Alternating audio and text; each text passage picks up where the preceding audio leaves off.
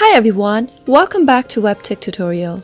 I'll be guiding you through how to update WhatsApp on your mobile device. Updating WhatsApp application is easy. Before starting, I would like to request you to subscribe to our channel by hitting the subscribe button. Press the bell icon so that YouTube will notify you whenever we post a new video. Simply tap open your Play Store or your App Store and search for WhatsApp. After you find the app from the search results, if the update is available, then you'll see the update button popping out. Simply tap on update in order to update the app. Wait until it is done, since it might take some time. Wait for it to install on your device. After it is done, tap open the app, and now you have successfully updated your WhatsApp application. You should update WhatsApp application regularly to ensure that you have the latest version running efficiently on your mobile device.